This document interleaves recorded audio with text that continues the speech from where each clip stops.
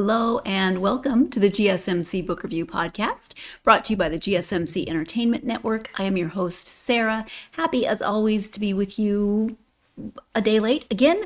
Seems to be my theme lately, but happy to be with you, bringing you another author interview that I hope you'll enjoy. As we get started, I want to remind you, as I do every episode, to please like, follow, and subscribe on whatever platform you are either listening to or watching this episode on. That really does help the algorithm, gets this podcast out to more viewers and readers such as yourselves.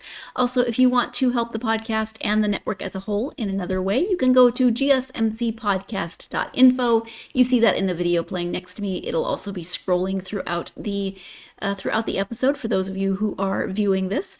For those of you who are listening to it, it's gsmcpodcast.info. There you can leave a tip or a donation that really, again, helps out the podcast and the network as a whole. As I said, while you're there, if you'd like to leave a question or a comment, you are free to do so. I love hearing from you, so I'm happy to engage with those questions or comments. One more time, that is gsmcpodcast.info. How is your week going? It is hump day.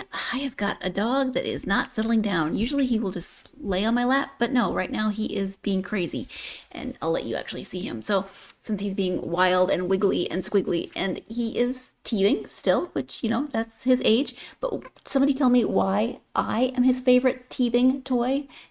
Why?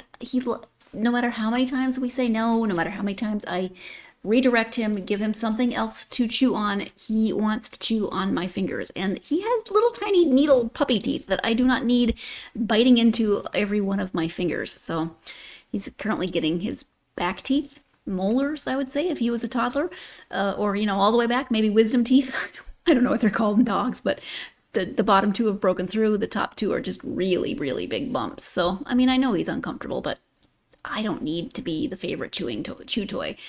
Should I feel loved? I don't know. Anyway, that's partly how my week is going. He is sleeping better, which is awesome. Like whole big chunks of time he's sleeping. I got 3 nights in a row where I got, I think, 6 hours of sleep straight. Last night was less because the old man dog woke me up at 4.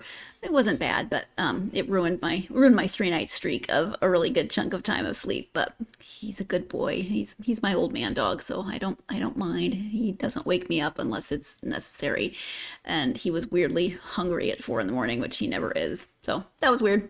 That's the dog update. For those of you who care, for those of you who are just here for the books, I apologize. But let's talk about books. I have a new author today. I've had 3 returning authors in a row, which is always fun. But now today I get to meet and talk to a new author who has not been on the podcast before. I am speaking today with Lyndsay Rush. We are talking poetry, which is also a first. I don't think I've done a book of poetry on the podcast. I've read poetry.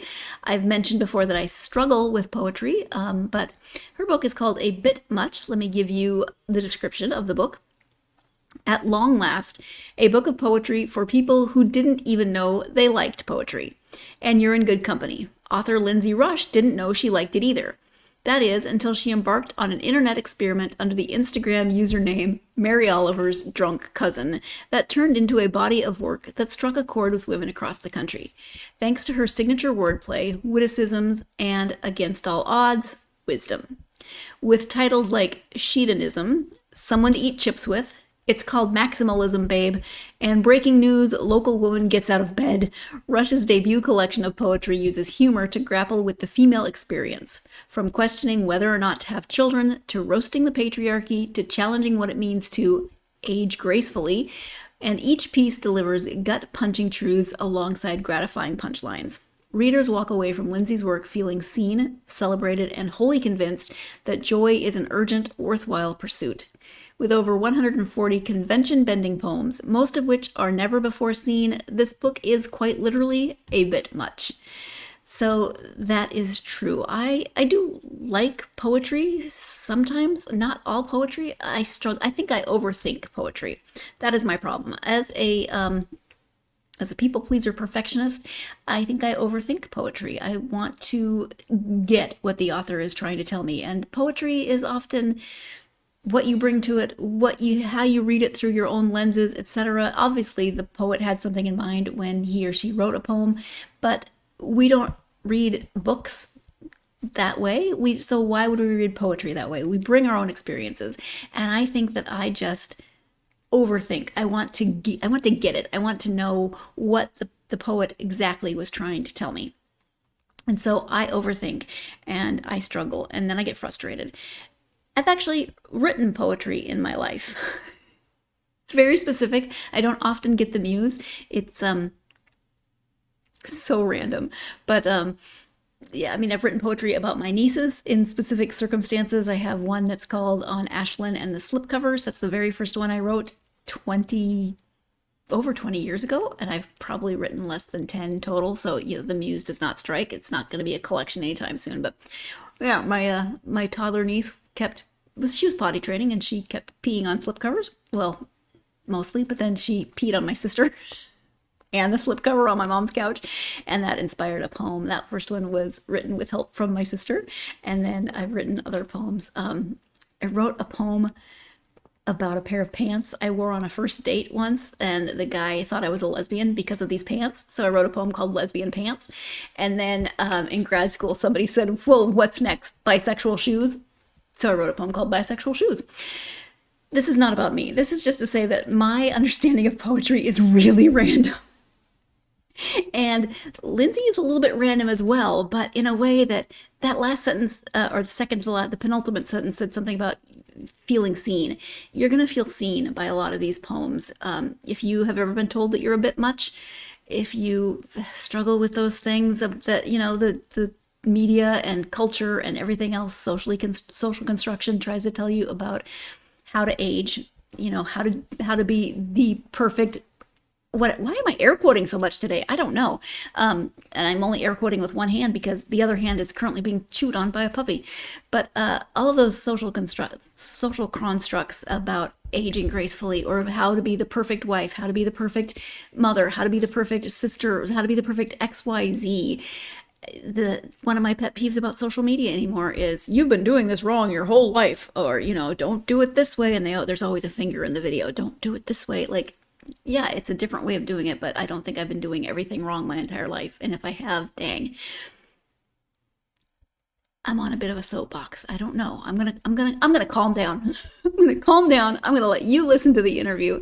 Well, all of this is to say that this is a book of poetry that I'm gonna read more than once, and I can't always say that. So enjoy the interview with Lyndsay. Again, the book is called A Bit Much. The author is Lyndsay Rush. Hi, Lyndsay, and welcome to the podcast. Hey, thanks for having me. Thank you for being here. I am excited to talk to you about poetry, about your book, A Bit Much. Before we get to the book, though, if you would just introduce yourself so my listeners can get to know you a bit. Sure. So I'm Lyndsay Rush, like Sarah said, and I am what I call an accidental poet. I'm a lifelong comedy writer, and I also own a branding agency called Obedient. And I just launched my debut book that is called A Bit Much, and it's a collection of poems that uses humor to grapple with the human experience, more specifically the female experience. And it came out in September, and it's just been a very fun ride. Good. We're going to talk about some of those poems and the collection in general, but can you give, as much as you can, give an overview of a collection of poetry? Can you give that overview? Sure. Of mine or collections in general? You mean this one, of yes. A Bit Much, sorry. Yeah, so this book is so it's called A Bit Much, and it's named after the first poem of mine to sort of have a viral moment. And that poem was called She's a Bit Much. And in it, I sort of took that phrase that is intended to diminish women, typically, to tell them to be smaller, quieter, less. And I turned it on its head and wrote a bunch of things that are a bit much, that are universal. Say, what if we took a bit much as a compliment? And so that's sort of, that spirit is the whole collection. It covers things, everything from my grappling with whether or not to have a baby, to dating, to religion, and everything in between. And yeah, like the nature of it is that it's intended to be surprising and delightful. And and approachable, I guess. That was a huge thing for me since I'm newer to poetry. I really believe that poetry is for everybody. And so I wanted this to be for people who did not know that they liked poetry. you said you're new to poetry and that poetry is for everyone. I don't Yeah. often feature authors who write poetry on the podcast, not because I dislike poetry, but I don't always resonate with poetry. And so, Yeah. somewhere you mentioned that you hope that this is a book for people who don't know that they like poetry. Mhm. Can you talk a little bit more about your approach to writing poems for people who might not know that they like poetry? Yeah. So I have always found poetry to be beautiful, but a bit inaccessible to me, feeling like it was always like heavy or hard to digest or to try to, that it's something that is not easier reading. And as I started writing poems and posting them on the internet, which is sort of how I got a book made, I really wanted to express things that were true to me in ways that felt funny and interesting. And I use a lot of pop culture references, I use a lot of wordplay.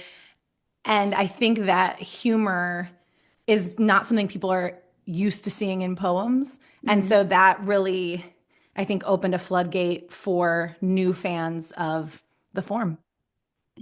You mention at least once Shel Silverstein in your one of the poems, and I think maybe Shel Silverstein ruined me for maybe quote unquote adult poetry because I grew up reading Shel Silverstein and Yeah. loving Shel Silverstein. And yes, sometimes poetry can be. I feel like, am I supposed to be smarter? Am I supposed, am Yeah. I not understanding? I Yeah. think too much sometimes Mhm. at the beginning, and there I was talking about thinking too much again. And did you notice that I air quoted again? That was on Saturday when I talked to Lyndsay. Apparently, I'm going through an air quote phase. Do I have I just not noticed how much I actually use air quotes? Somebody please comment and tell me if this is something I need to work on because I never realized before. And hopefully, I mean, the occasional air quote is fine, but dang, it's like 4 times in this episode alone. Okay, I'm gonna take a breath. It'll be fine. I'm gonna try not to overthink poetry. We'll think instead about how Frost and I apparently matched our outfits today. When we come back, we will be talking about erasure poetry, which is a phrase that I learned from Lyndsay. Stay tuned. You are tuned into the GSMC Book Review Podcast, and I will be right back. I feel like I'm losing my mind. Is everybody in the world blind? Please, Lord, give me a sign, a sign. I feel like I'm losing my mind. Is everybody in the world blind? Please, Lord, give me a sign, a sign. I wanna be the greatest. Everybody on the fake shit. I look around and feel like everybody is the fakest. I make this every day and I'm impatient, hoping one day I blow up from the basement. Statement, the top is so vacant. I don't hear shit that I think is amazing. Waiting for my day when I'm playing sold out shows for 1,000 faces. Hey, give me that crown, get in my way and to be put down. It ain't your place, all this my town. If I want that shit, then I'll get it right now. I'm losing it, the noose it fits, some losing shit, a stupid myth. You choose to live or choose to dip, you choose to fight or lose your grip and lose a gift. I feel like I'm losing my mind. Is everybody in the world blind? Please, Lord, give me a sign, a sign. I feel like I'm losing my mind. Is everybody in the world blind? Welcome back to the GSMC Book Review Podcast and my conversation with Lyndsay Rush. As we get into this second segment, this is your second and final reminder to please go to gsmcpodcast.info. There you can support the podcast and the network as a whole in a monetary fashion if you would like to do so. Again, that is gsmcpodcast.info. Thank you, as always, for all of your support that you've given to the podcast, no matter what form that support takes. Before the break, Lyndsay and I were talking about poetry and, people who maybe don't know that they like poetry, me being one of them, and my love of Shel Silverstein, etc., etc. Let's go ahead and return to the conversation with Lyndsay. What I like about the collection is that you often will write a poem, and then when we go to the next page, it's the same poem redacted with Mhm. a condensed message of this of the same poem. So can you talk about how do you go about writing that? Do you plan it that way, or do you write it and then you realize that there's things that you can pluck out of there? Yeah, so a lot of the poems that have that sort of effect or feature in the book are longer poems, more like listicle style, I guess. Like you can picture them for people who aren't familiar as like a paragraph of text. And so you're just seeing they're not in the same sort of like they're not line space, line space, line space. And so they're meant to have a cadence and a rhythm and sort of a fun nature to them. And one of the first ones I wrote in that way, I had looked at it and I was like, oh, I should write a remix. I called it a remix where I blacked out everything except a few other things to say, what if this was just one bite size, basically the poem's tagline or slogan even. And that is there's a poem called, or a poet named Kate Bear who has an entire book of erasure poems. It is an art form. It's a really actually a fun way to start dabbling, even if you're like, maybe I could write a poem, is to take a piece of existing text and black out everything except what remains. And yeah, because I had one of them, my editor was like, would you ever want to make some other blackout poems or remixes of some of the longer poems and have them? They're the only ones that are on complimentary pages. Everything else is on its own. And so that was, yeah, so I had written the longer poem first, and then I would go back and say, what if I was going to distill this down to 1 or 2 lines, what would it be? And how could I make it so it wasn't just repeating exactly the sentiment of the one before, but like a nice echo, I guess. Mm-hmm. This is a little tongue in cheek, but did you see that meme where people would take Swiss cheese and throw it on the page of a book? No, but that's exactly it. And they would see what words appeared through the holes. This is a more intentional version of that, I feel like. No, but now I'm going to have to do it. I'm going to have to do that on my poems. That's so great. That's exactly it. I want to know what you get out of the, it could be really random, or it could be very, you never know. Who knows? You mentioned social media and writing poems. So what did you just sit down one day and have that inspiration for a bit much, or didn't think I'm going to put this on social media, or was it more intentional than that? Yeah. So I actually yesterday looked back because it all happened so fast. I was telling myself, do I really know this timeline of how this all went down? But I know that I started a specific Instagram to share my poems in October of 2021. And by the next year, I had a literary agent. And a few months from then, we had pitched and sold the book. So it all happened really, really fast. Yeah. But to answer your question more specifically, I started dabbling in the form in like, it was like the second lockdown or something. You know, we had a lot of time, we had a lot of feelings, and I've always loved writing jokes and satire articles, and in my branding and advertising, I'm always writing headlines and taglines. And so I just, one day, I had a little more to say than that. And I thought, could I take a joke and expound on it? Could I create a sort of epilogue to this punchline? And I fell in love, and I started writing multiple a day. Like I would wake up and I was writing everything down. And so then I thought, well, let's experiment. Let's make an Instagram account. Let's brand this a little. I'll put my marketing hat on, and I would share a new poem every, like Monday through Friday, every morning. I would share a new poem, and the account grew very quickly. And yeah. And please share the name of that account and your decision to name it that. Because actually I don't bring a lot of poets on, but your Instagram handle was like, okay, you know what? I can't not talk to this woman. It turned out to be one of the best tools for what I didn't know, but my poetry career. So the handle is Mary Oliver's Drunk Cousin. And for people who aren't familiar, Mary Oliver is a just iconic poet. She is no longer with us, but she just has books after books of just incredible, astute observations about small things that she brings beautiful meaning to. And she's funny in her own right as well, but she usually focuses on nature and geese and, like all these, she would go on walks and write about, what she was seeing and what that meant to her. And so I was like, well, I'm trying to practice the art of paying attention in my life. I want to be curious. I want to be astonished. I want my work to notice things and bring them to people's attention. However, I'm not outdoorsy. I'm a little more indoorsy. And so I'm writing about nail art and, celebrities and reality TV and snacks.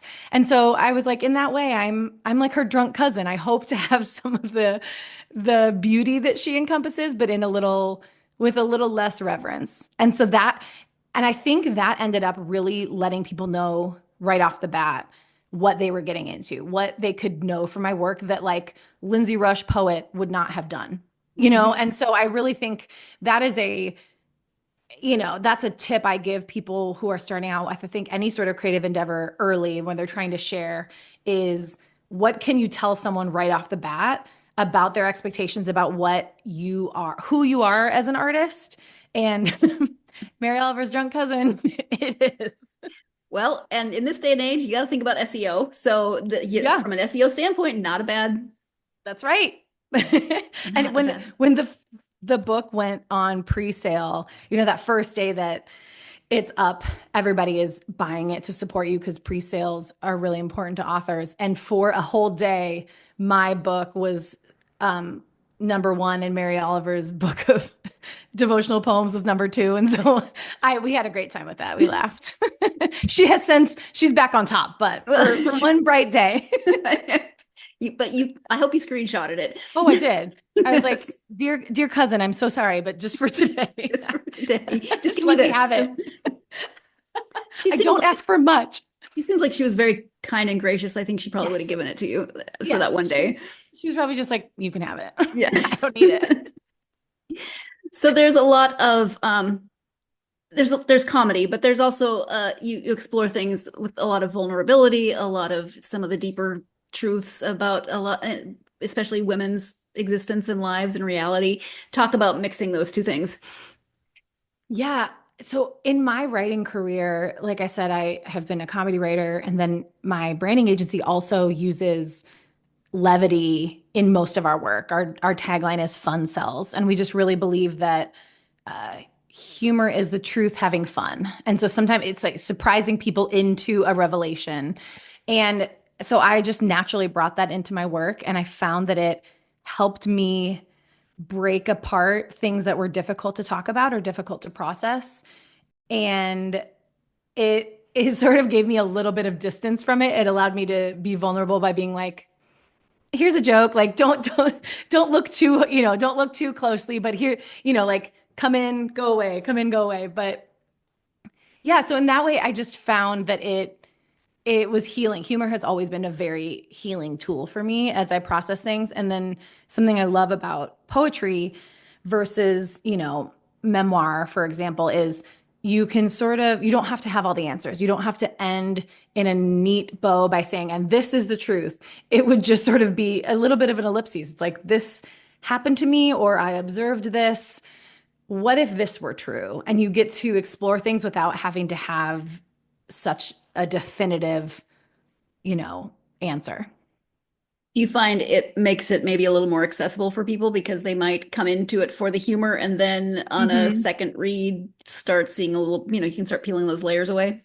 Yeah. And I think a lot of people, dark humor or just, classic humor, I think it helps people get closer to a subject and be less fearful of it and maybe be a little more open-minded to that person, the other person's experience and or that potential truth that's in there.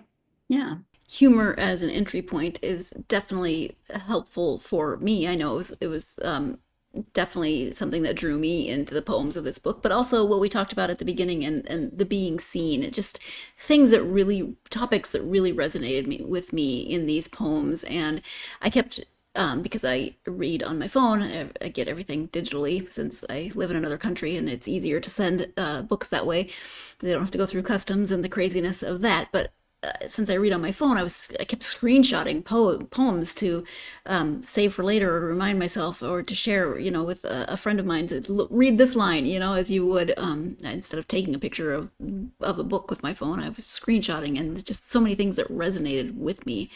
But humor definitely is a very good entry point to then go into some of these deeper, broader conversations that are not discussed, but covered in the book. So we're going to go ahead and take our second break of this episode. When we come back, the point at which Lyndsay realized that these poems were starting to resonate with people through her social media, and when that was, what poem it was, etc. You're tuned in to the GSMC Book Review Podcast, and I'll be right back.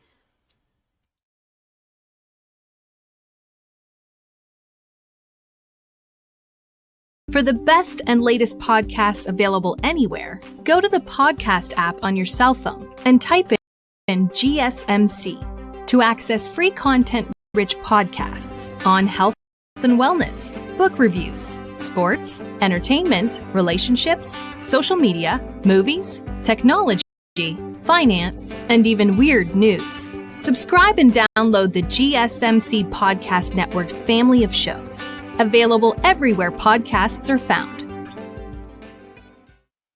Welcome back to the GSMC Book Review Podcast and my conversation with Lyndsay Rush. Before the break, we were talking about the humor present in a lot of the poems, and how that is a good entry point to the poetry, and then how that leads to some of those deeper and broader discussion points throughout the book. Let's go ahead and return to the conversation with Lyndsay.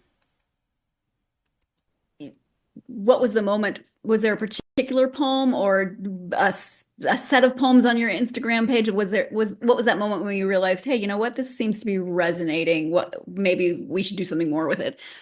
Yeah. So the She's a Bit Much poem, that was the first one that was towards the end of 2022.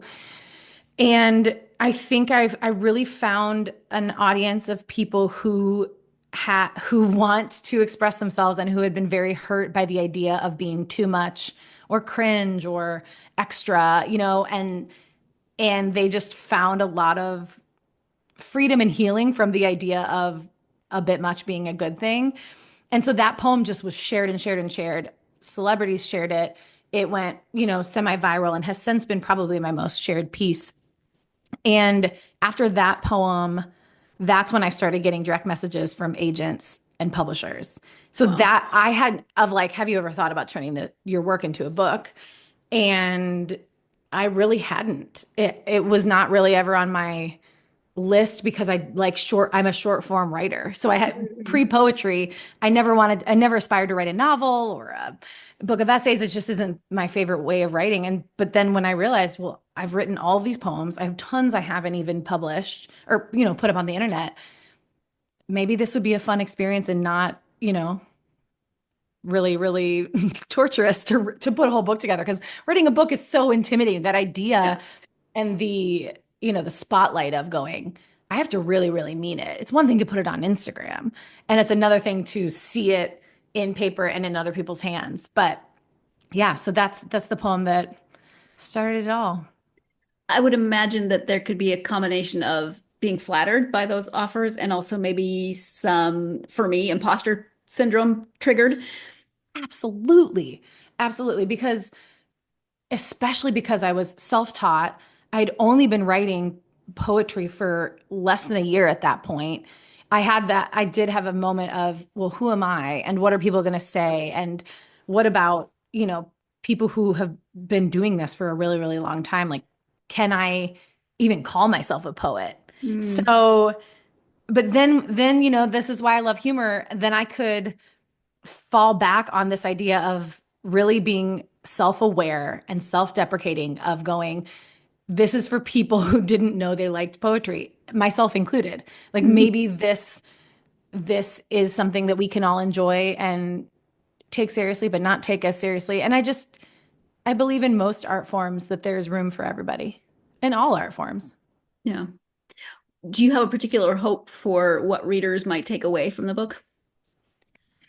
Oh, I mean, I really hope that people feel more freedom to express themselves exactly as they are, to be weirder and louder and less concerned with, being cool or fitting in. Because if you just, especially women, we learn from such a young age that it feels like life or death to fit a certain mold on the inside and the outside. And so for me, I found a lot of healing in the idea of what if it was just okay, exactly as we are. And I think about this a lot as I am 41, and like as I've been growing older as well, and I write about that in the book a lot. There's just so much pressure to age gracefully or age backwards, or where every message targeted to women is saying improve, improve, improve, grow, grow, grow.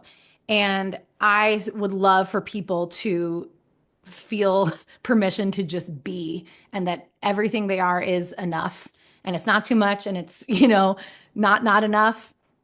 Yeah. So that's the long you asked this nice short question. I'm like, well. No. I appreciate that. There's you mentioned, aging gracefully, and there's a poem on that, how to age well. And then I love another one. I love it as much as I loathe the phrase, nothing tastes as good as skinny feel. I loathe that phrase.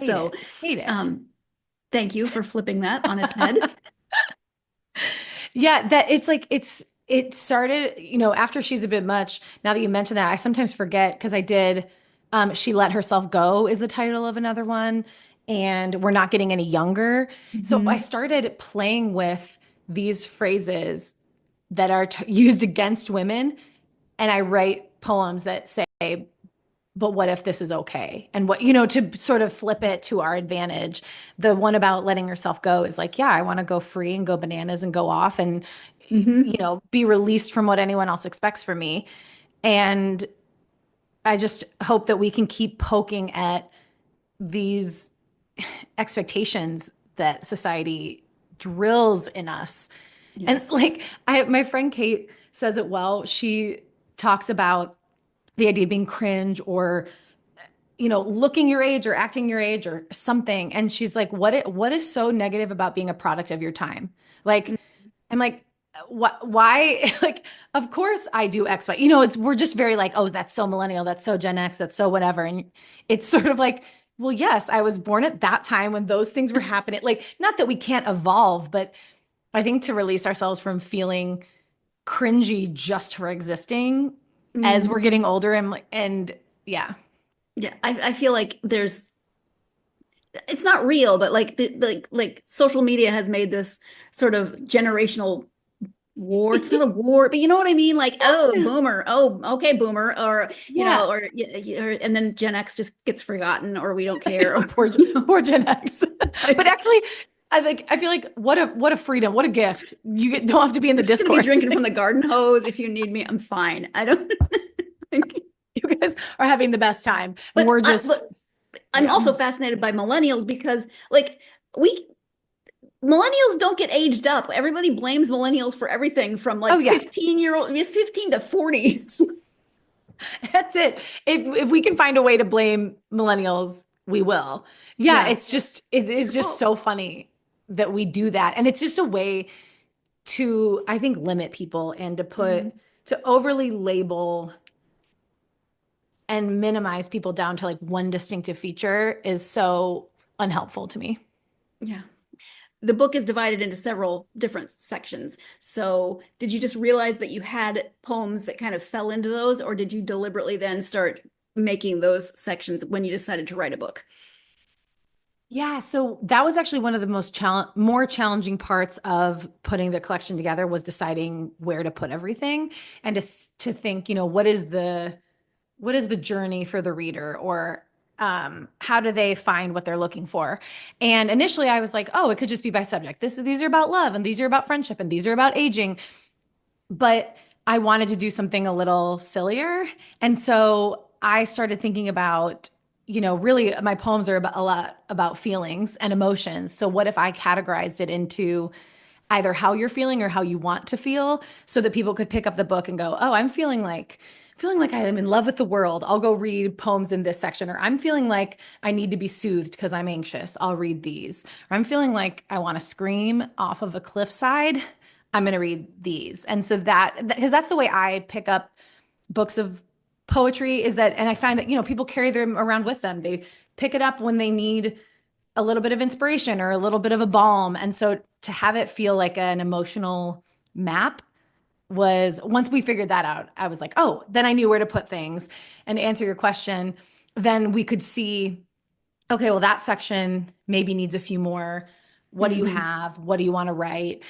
I hadn't written at all about dating because when I started writing poetry, I was engaged. And so I just wasn't thinking about heartbreak and dating and being single, but I know that a lot of my audience is. And I was single for all of my 20s and like half of my 30s. So I was like, I know I've got a lot of nuggets in there. And so I sat down, those were the poems that I sat down and wrote that I hadn't even really dabbled with. Random fact, I was also single in my 20s and halfway through my 30s. I was 35 when my husband and I got married. We met when I was 33. So there you go. He was 40. Yeah, he was 40 when we got married. No, he was 40 when we met. He was even old. We were old married people. But anyway, it's time for our next break of this episode. When we come back, there will be some things visually that we are going to be talking about. So for those of you that are listening, we're going to be talking about the art, which you saw at the beginning, the cover art. And we're also going to be talking about Lyndsay's nails. So just a heads up, that's what we'll be talking about when we come back from the break. You're tuned in to the GSMC Book Review Podcast, and I'll be right back.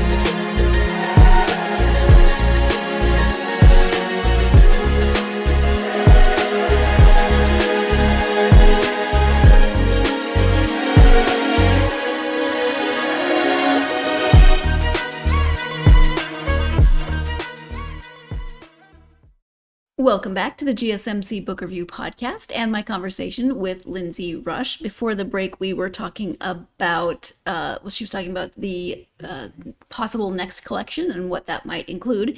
I said for those of you who are listening on audio and not watching the video that we're going to have some visual parts of this. And I think I said that I showed you the cover of the book at the beginning, which, yeah, I did. But again, you're audio only. So, and I was even thinking when I come back, I'll put up the picture again so the people who are listening can see it. I don't know. I'm so sorry that my brain seems to be this confused about the difference between audio and visual. But for those of you who are listening, the book is kind of a green, a seafoam green color, and it's got an open can, it looks like a sardine can where the lid is peeled back, and inside that can is sardines. Well, Lyndsay held up the book at one point, and I'd been noticing her fingernails throughout the interview. One hand is green, kind of a similar color to the book, and the other hand is hot pink.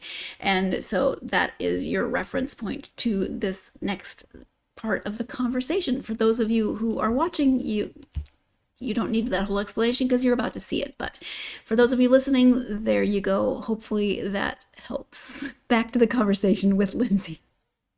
Show me the book cover and then your nails. Is this deliberate? No, but that was my two hobbies during the pandemic that stuck were doing my own nails and writing poems. And that's because it does. Awesome. I know. I must just be, so for the launch week, I did confetti nails took me forever, like individually. Oh, geez. Confetti nails. They were amazing. I'll have to send you a picture because there is, for people listening who can't see there, the cover features a open tin of confetti, but instead of sardines inside, it is, oh, I already said confetti, an open tin. It's okay. Which at one point we played around with putting the candy, the Swedish fish candy in there because they would look like fish, but then be, I just wanted it to be unexpected. Yes. When you saw it on the shelf. I live in Portugal. Sardines are huge here. So I don't dislike sardines, but I would much rather find confetti, I think. Well, my secret truth is that I don't like sardines. And people send me, I don't know if you can see that these are little like little fishy sticky notes. Yes. The amount of fish and sardine related gifts and memes and everything, because the tin fish started having a resurgence. You guys are probably like, oh gosh, but in the US, and I didn't, there was a designer who did this book cover. I had some input, but I eventually had to confess to my audience, I don't even like sardines. Actually, like I'm a fake. Like, who's the guy? Jim Gaffigan? Is he the Hot Pockets? The guy that everyone throws Hot Pockets at? Let's hope they don't throw tins of sardines at you places because that would hurt. I know. that would hurt. Yes. We've talked about a few of the poems, but are there, I don't know, 2, maybe 3 that you want to highlight specifically? Oh gosh, it's like that's a Sophie's choice. I know, and then choose your favorite kid. You've only got one, so that makes it easy, thankfully. It's difficult, man. I mean, there are 2 poems that face each other in the very end of the book that are not blackout poems, and they're sort of, one's called "I'll Hold It For You," and the other is called "I Will Remind You of Your Joy." And they're probably my two of my more serious poems in the book. And so I always call those out just because they're the 2 that also don't have ridiculous titles. Titles are my favorite thing to do. I will look back. The way I know a poem is done is if there is a good punchline and if there is a insane title. Like if you would go, that is so stupid. Like when I was on an interview the other day and they were reading them and they were like, so in what is the one they were saying? And I was like, this is so embarrassing to hear out loud. Oh, it was one that's, A Race Against the Guac. And I'm like, I'm trying to be like a serious person. And they're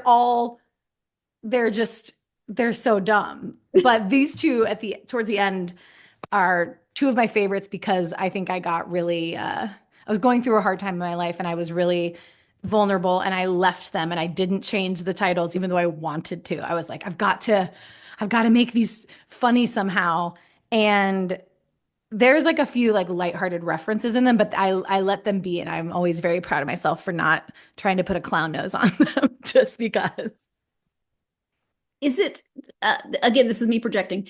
How hard is it to choose the last poem of a book, of a collection? Is that hard? Oh my gosh. So this is what I love. This is what my editor, it was sort of like she then, once we had the sections, she put them all in order and was like, here's how I think that should go. And so that was such a relief to have someone else who had a further look and wasn't as close to the work to say, I think we should conclude, because we toyed around with, of course, does the book start with the title poem? Does it start with She's a Bit Much? But instead we just put it right in the middle. And the book ends with a poem called What It Feels Like to Be at Peace with Myself. And we thought that was a nice ending because no matter what you had been through while you were reading the book, it sort of like ends it with a fresh breath, like a breath of release. Yeah. Nice. Are you, you're probably still writing poetry. Do you want to do another book? Is it too soon? Am I like, hey, you just wrote this great thing. What's really people warned me that they were like, you're going to put a book out and the next month, your agent and your editor, people are going to be asking what's next, which is, it's, a great question that if people want to know that answer, I feel like that's good news. So I definitely want to write another one. And I think this will, so I turned in this manuscript the day before I gave birth to my son. Oh, nice timing. So yeah, very casual to have a baby and a book in the same year. Yeah. Not difficult or it was nice of your son to wait if he wasn't like, if it wasn't a scheduled day. Thank you, Dawson. I needed to finish these edits. So I bring that up to say that I didn't put a lot of my motherhood poems in the book because of course, mostly what I was writing was my pregnancy, motherhood thoughts.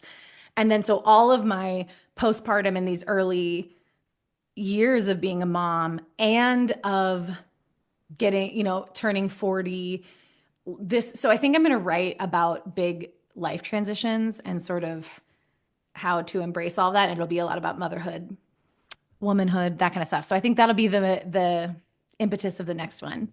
And it's such a good opportunity to turn one more thing on its head because you had a quote unquote geriatric pregnancy, right?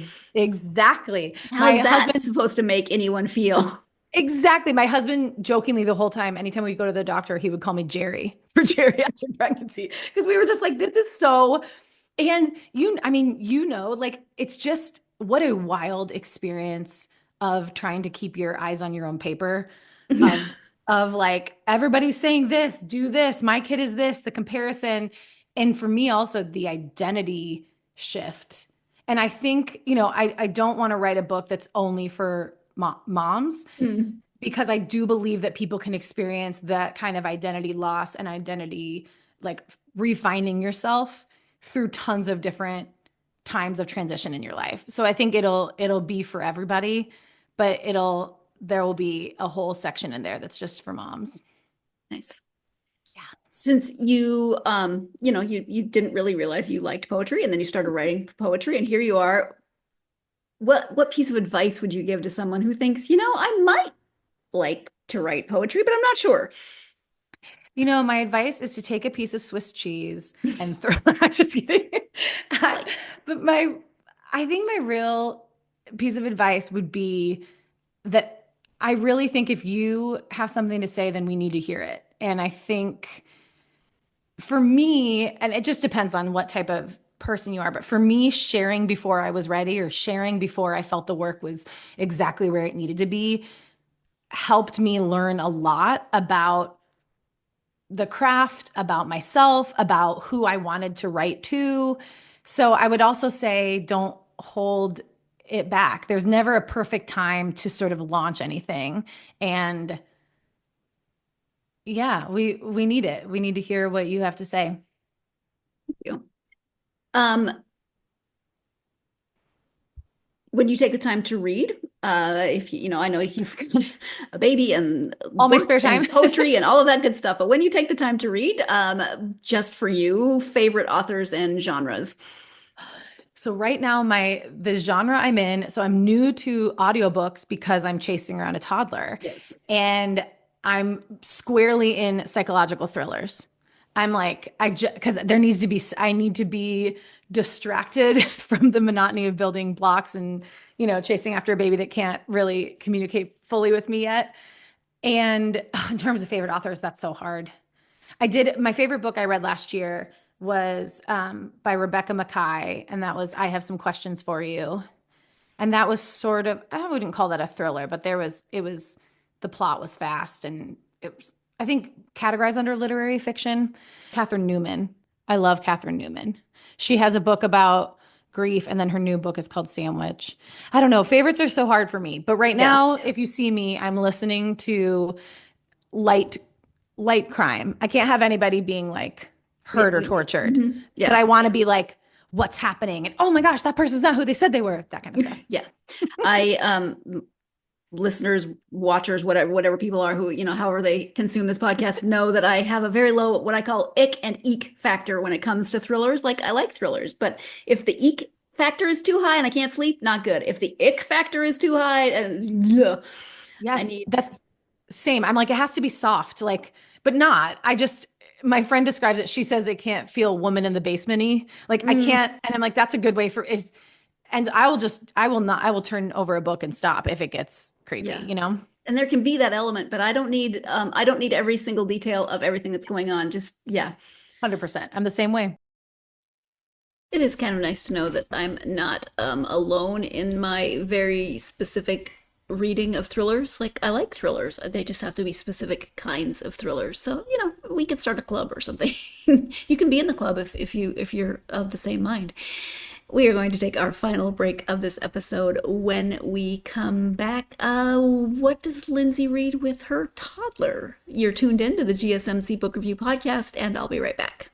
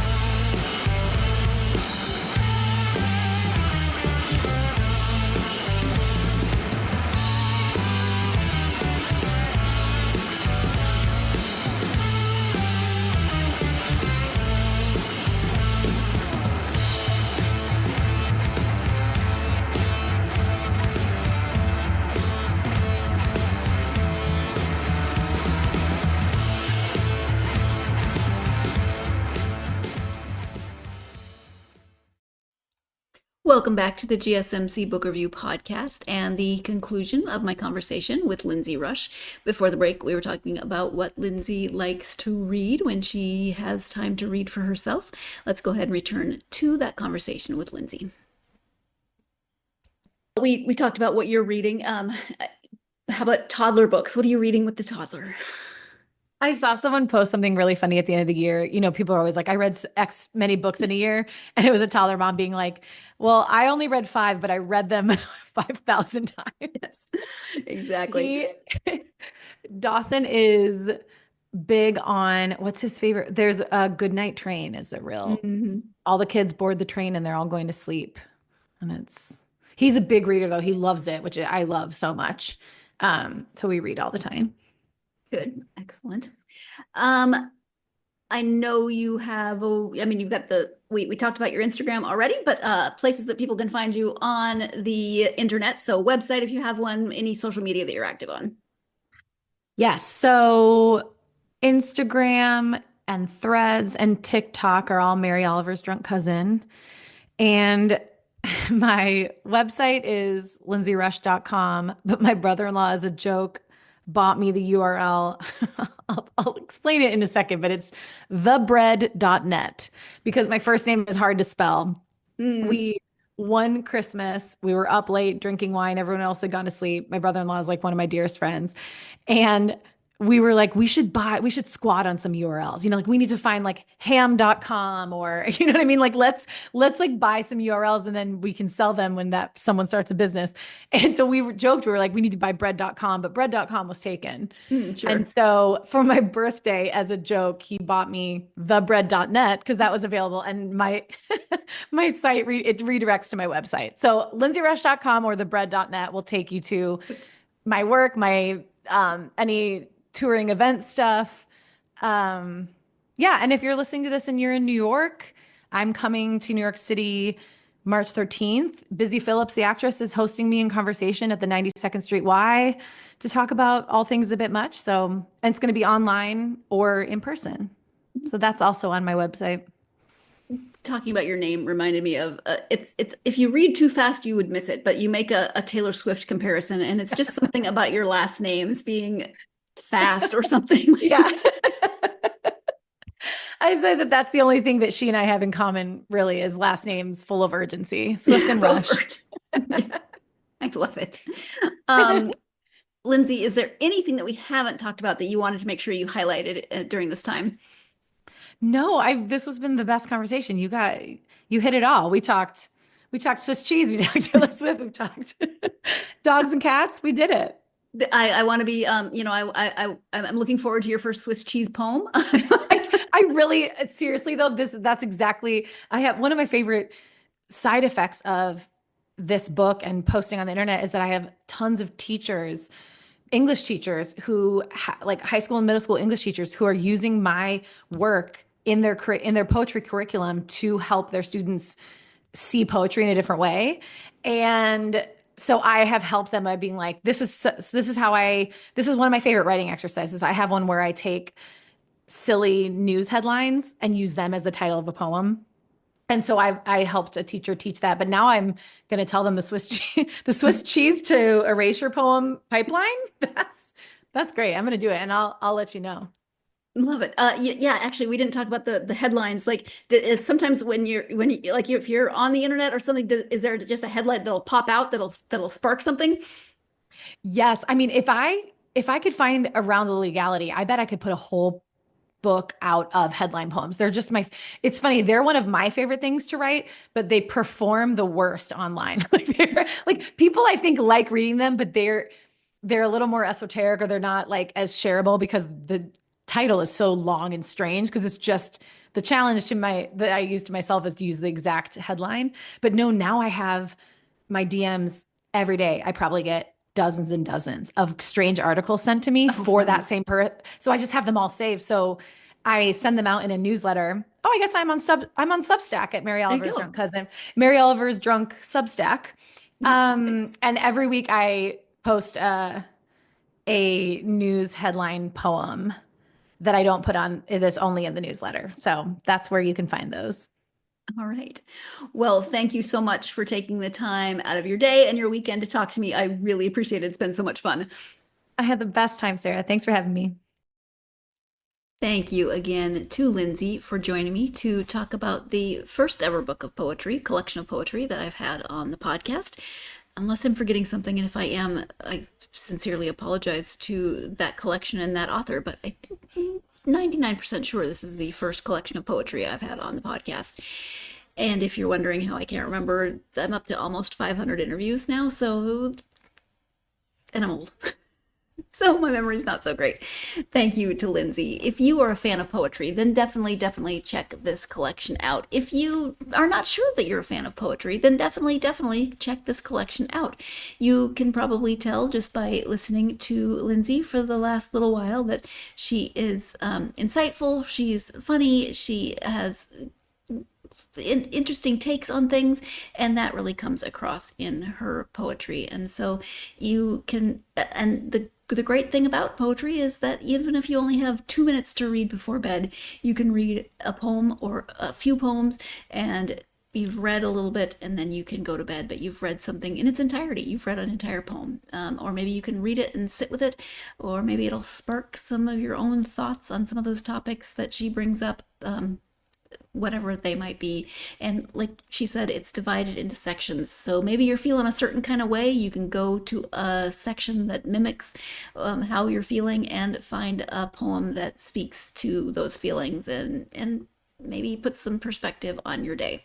But definitely check out this book, and especially if you've ever been told that you're a bit much, or you're too much, or to be less, which is, I think, a pretty universal experience for a lot of us. So thank you to Lyndsay. Thank you, of course, as always, to you, my listeners, for joining me, and watchers and readers, I should just start calling you readers, not listeners, although you are listening even when you're watching.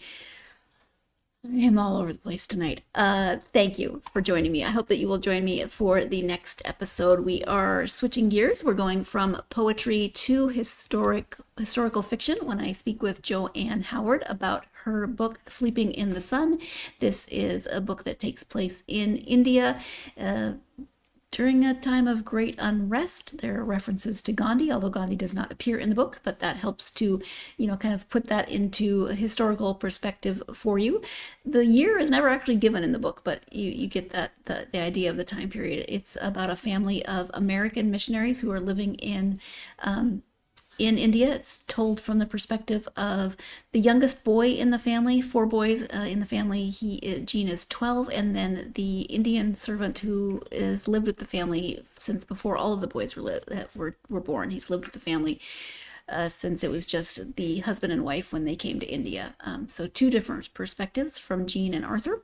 Looking forward to speaking with Joanne about that book. Hope you will join me for that interview. In the meantime, as always, if you are a fan of this podcast, please do like, follow, and subscribe on whatever platform you are partaking of this episode on. That really helps the algorithm, gets it out to more readers such as yourself.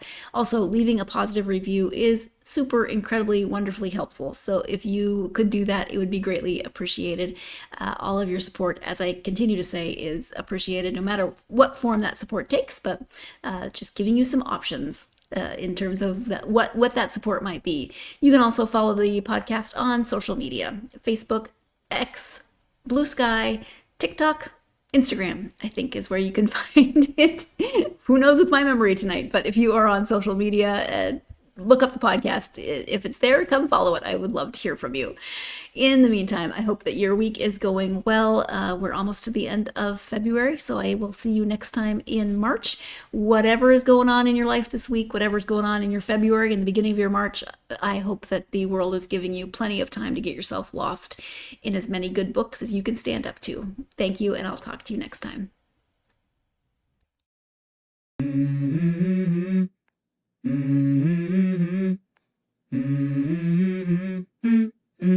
Let's go. I wake up to a little bit of drool on my pillow, feel like it's gonna be a bad day. Yeah, I'm tired of shit, and the coffee ain't hit yet, damn, ain't that great. I don't wanna go to